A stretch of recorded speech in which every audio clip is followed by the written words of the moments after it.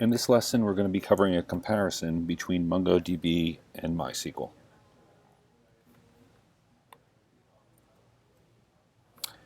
Okay, to compare non-relational and relational databases, let's go ahead and do a find on a record. This db.location.find,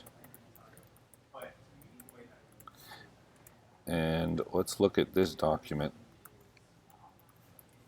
It's the ID 82304, and let's pretty it.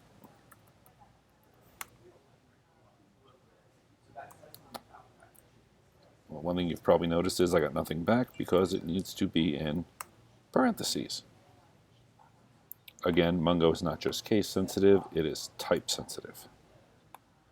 So, if you take a look at this record, we have an ID, a whole bunch of numbers and or strings. LL is an array of two numbers, but then we get inspection. And inspection is an array. Currently it has one inspection, but then it also has a subarray of inspectors, which has the inspectors below there. Well, how would this get marked or modeled in a relational database? And what we would need to do is create a separate table for the main document, another table for the inspection, and then another table for the inspectors. We may even be creating small in-between tables. But here's what I put together. We have a location, and these are all of the what I call flat fields. Fields that are either strings, numbers, or dates. Except for LL. We're going to talk about that a little later on, but it's a geometry type. The next thing we would do is take inspection and create that as another table. I would put location inspection ID as the primary key, and to link every location to an inspection, I would have to have a location ID over here. And then I also need to model for each inspection which inspectors we have, of which I have a location inspector table with a location inspector ID, but now we need to know which location inspection it's of, so I have a location inspection ID, and then the badge name and badge number. So you'd have to create the location, then you'd have to get the ID, location ID. Then you would have to do a second insert into the location inspection table for that one inspection. Then we would have to insert not once, not twice, but 3 times into location inspector to store all this data in a relational format. The reason why some claim Mongo is faster is that this can be done in one insert or one save in MongoDB because all the data is going to be written together. While over here, it's an insert and then a select to get the ID, then another insert and then another select to get the location inspection ID, and then 3 inserts over here. So we're totaling at this point 5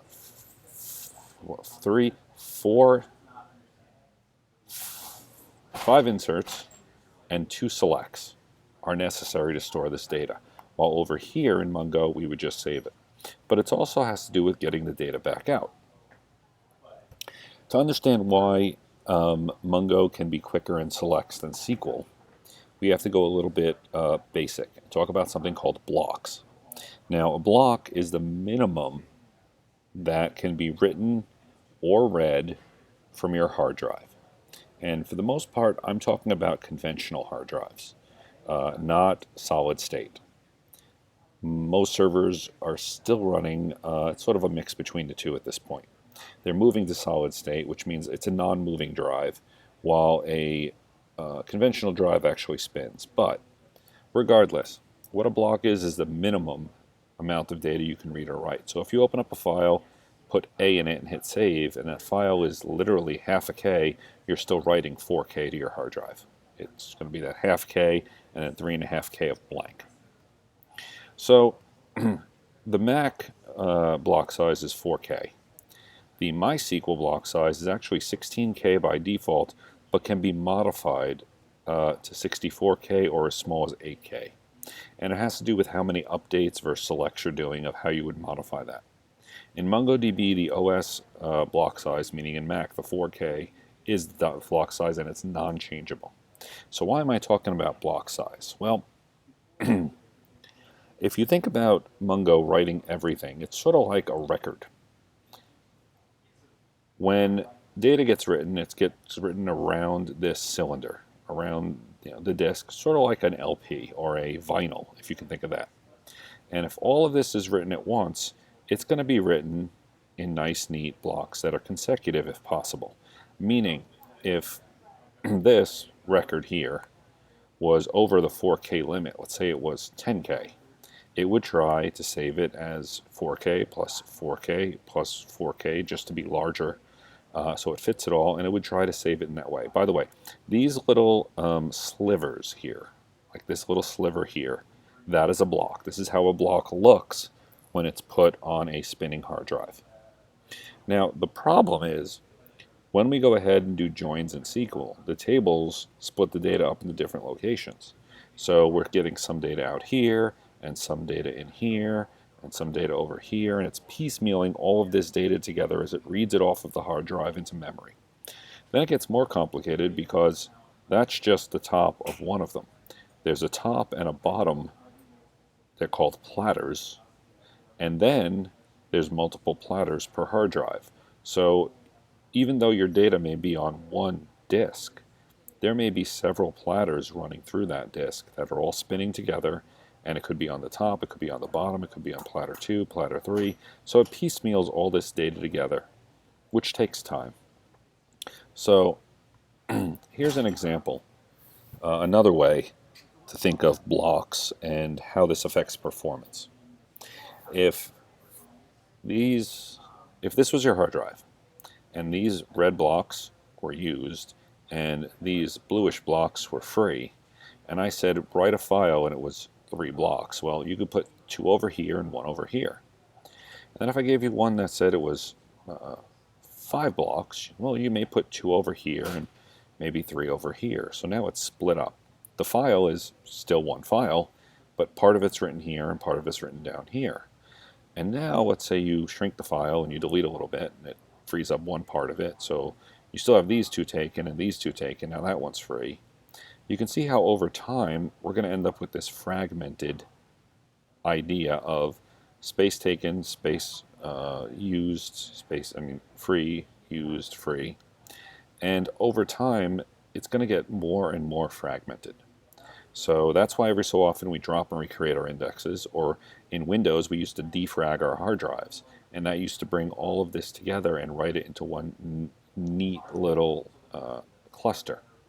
Example of fragmenting is, let's say all these reds were one file.